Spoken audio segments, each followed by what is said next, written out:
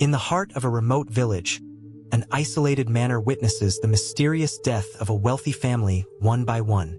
Everyone thinks it's natural fate, but investigator Elias sees a bloody thread linking the victims. Poison hides in the cup, and the killer wears the robe of trust. The one who protects the family might be the one killing them cold-bloodedly. Does anyone dare to uncover the secret of the isolated manor before it's too late? In the heart of a remote English village, surrounded by dense forests and rolling hills, stood the isolated Blackwood Manor, a place steeped in history and recent tragedy. For over a year, the aristocratic family residing within its stone walls had been plagued by a series of untimely deaths that baffled the local authorities completely. Each passing seemed natural at first glance, attributed to heart failures or sudden illnesses, yet the frequency was too suspicious to ignore by anyone paying attention. The villagers whispered stories of curses and ancient grudges behind closed doors, fearing that the house itself was cursed by some unseen evil force lurking in the shadows. The manor loomed over the landscape like a silent guardian of dark secrets, its windows dark and unwelcoming to any outsiders who dared to approach the gates. The air around the estate felt heavy with sorrow and unspoken fear, creating an atmosphere of dread that permeated every corner of the property day and night. No one dared to stay overnight except the family members and their essential staff, who lived in constant anxiety about who might be the next victim of this mysterious affliction striking without warning. The local police had given up, labeling it a tragic coincidence, but the surviving family members knew better than to trust in luck anymore. They needed someone who could see beyond the surface of things. Enter Elias Thorne, a private investigator known for his sharp intellect and skepticism regarding supernatural explanations for criminal acts. He was summoned by the eldest surviving daughter, who feared she would be next on the list of casualties within the household. Elias arrived on a rainy Tuesday evening, his car headlights cutting through the mist that clung to the ground like a heavy blanket covering the driveway. He stepped out into the cold air, adjusting his coat against the biting wind that swept across the open fields surrounding the estate. The manor looked even more imposing in person, its Gothic architecture casting long shadows that seemed to reach out towards him as he walked to the door. He was greeted by a nervous butler, who led him into a dimly lit study filled with the scent of old books and polishing wax. Elias listened intently to the family's history, taking notes on every detail provided about the deceased relatives and their final moments. He noticed the tremors in the daughter's hands as she spoke, indicating genuine terror rather than mere grief over the losses. Elias assured her that he would uncover the truth, no matter how deeply buried it might be within the walls of this isolated house. He began his work immediately, sensing that time was not on their side in this dangerous game. The interior of the manor was a maze of corridors and locked rooms, each holding potential clues that had been overlooked by previous investigations conducted poorly. Elias spent his first night walking the halls, listening to the creaking floorboards that sounded like footsteps echoing in the silence of the night. The portraits of ancestors lined the walls, their painted eyes seeming to follow his movement as he patrolled the quiet spaces alone. He felt a distinct sense of being watched, though no one else was awake to witness his late-night exploration of the property. The silence was oppressive, broken only by the ticking of grandfather clocks placed strategically throughout the expansive house.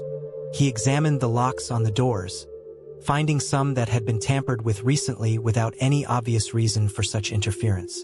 Every shadow seemed to hide a potential threat, making him hyper-aware of his surroundings at all times during his inspection. He checked the kitchens and the servants' quarters, looking for any signs of unauthorized access or strange substances hidden away from plain sight. The atmosphere was charged with tension, as if the house itself was holding its breath waiting for the next move in this deadly chess match. Elias knew that the killer was likely still inside, watching him just as closely as he was observing the environment. Morning brought a review of the medical reports, which Elias had requested from the local coroner before arriving at the estate grounds. He spread the documents across the large wooden table, searching for inconsistencies in the causes of death listed officially. While each death was certified as natural, there were subtle similarities in the symptoms described by the witnesses present at the time. Dizziness, nausea, and sudden cardiac arrest were common threads weaving through the narratives of the deceased family members. Elias suspected a slow-acting poison that mimicked natural ailments, making it difficult for doctors to detect without specific toxicology screens. He noted the times of death, finding they often occurred after dinner or during late evening hours when the family was relaxed. This pattern suggested that the poison was being administered through food or drink consumed regularly within the manor walls. He decided to investigate the kitchen staff and the supply chains for the household provisions immediately. The complexity of the case grew with every piece of paper he read, revealing a methodical approach by the perpetrator. Elias realized he was dealing with someone knowledgeable about medicine or botany, someone who understood how to hide murder within the guise of illness. Interviews with the remaining family members revealed a web of greed, resentment, and hidden conflicts that spanned generations within the lineage. Each suspect had a potential motive, ranging from inheritance disputes to long-held grudges against the patriarch of the family. The conversations were tense, with accusations flying across the room like daggers aimed at vulnerable hearts. Elias observed their body language carefully, noting who avoided eye contact and who seemed too eager to blame others for the tragedies. The eldest son claimed he was away on business during most deaths, but his alibi lacked solid corroborating evidence from independent sources. The younger sister spoke of hearing strange noises near the medicine cabinet before her uncle passed away suddenly in his sleep. Elias sensed fear beneath their anger, a shared understanding that none of them were truly safe while the killer remained at large within the house. He pressed them on who had access to the private quarters of the victims, narrowing down the list of individuals who could have administered the substance. The dynamics were complicated, with alliances shifting rapidly as the interrogation progressed through the long afternoon session. Elias kept his expression neutral, letting them reveal more than they intended through their nervous explanations. The breakthrough came when Elias explored the extensive greenhouse attached to the side of the manor, filled with rare and exotic plants from around the world. Among the lush greenery, he identified several species known for their toxic properties if extracted and ingested by humans intentionally. The soil around these specific plants showed signs of recent disturbance, indicating someone had been harvesting leaves or roots recently without permission. He recognized the leaves of the belladonna plant, notorious for its use in historical poisonings throughout European history.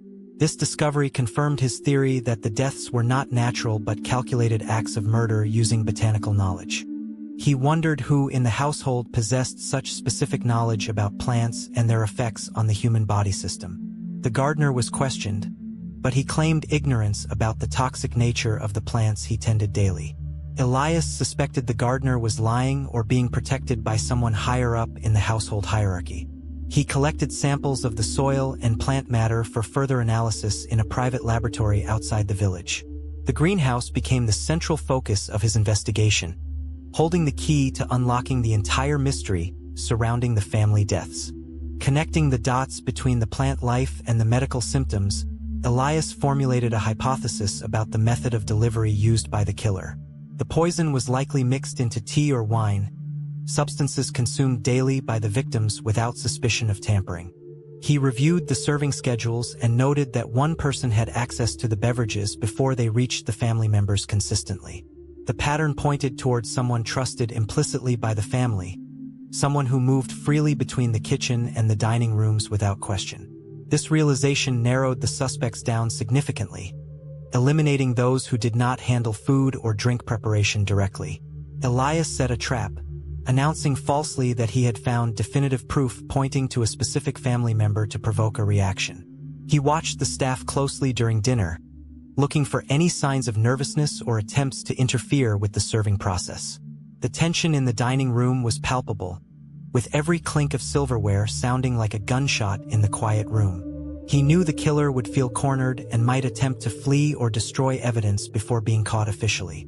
The night was set for a confrontation that would finally bring the truth to light. As night fell, Elias positioned himself in the shadows of the pantry, waiting for the killer to make their move against the bait he had set. He had placed a decanter of wine on the table, claiming it was the favorite of the supposed suspect to lure the perpetrator out. The house was silent, save for the wind howling outside against the thick stone walls of the old manor structure. He heard soft footsteps approaching, careful and deliberate, trying to avoid making any noise on the wooden floorboards. A figure emerged from the darkness, reaching for the decanter with a gloved hand to avoid leaving fingerprints behind. Elias stepped out quietly, blocking the exit before the figure could retreat back into the shadows of the corridor. The figure froze, realizing there was no escape from this carefully planned ambush set by the investigator. It was not a family member, but the live-in physician who had been certifying the deaths as natural all along.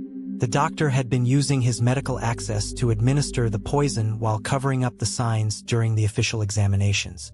Elias signaled for the local constable waiting outside to enter and secure the scene immediately. The physician did not resist arrest, sinking into a chair with a look of resignation covering his weary and aged face completely. He confessed that he had been manipulated by a distant relative seeking the family fortune through elimination of the direct heirs. The doctor explained how he used his knowledge to mask the symptoms, ensuring the deaths appeared as natural causes to avoid suspicion from authorities. He expressed regret but claimed financial desperation had driven him to collaborate with the mastermind behind the scheme. Elias listened to the confession, documenting every word for the official report that would be filed with the county prosecutors soon. The motive was purely greed, exploiting the trust placed in him by the family over many years of service. The revelation shocked the remaining family members, who had trusted the doctor with their health and lives implicitly. The betrayal cut deep, leaving scars that would take years to heal within the surviving relatives. Elias ensured the doctor was taken away securely, preventing any chance of self-harm or escape before the trial. The house felt lighter somehow, the oppressive atmosphere lifting with the removal of the threat inside. In the days following the arrest, the manor began to return to a state of normalcy, though the scars of the tragedy remained visible. Elias prepared to leave, his work concluded successfully despite the dangers he faced during the investigation process. The family thanked him profusely, offering rewards which he politely declined as part of his professional code of ethics. He walked out into the morning sun, feeling the fresh air fill his lungs after days of breathing the stale air of deception. The isolated manor stood silent once more, no longer a house of death, but a home seeking healing from the past. Elias knew that evil could hide in any place, even behind the walls of respected institutions and trusted individuals. He drove away, leaving the village behind, ready for the next case that would inevitably come his way soon. The story of the Blackwood Manor would become a legend in the village, warned to children about trusting strangers too easily. But for Elias, it was just another case closed, another mystery solved through logic and persistence against the odds. The sun rose higher, signaling a new day free from the shadow of the isolated manor's secret.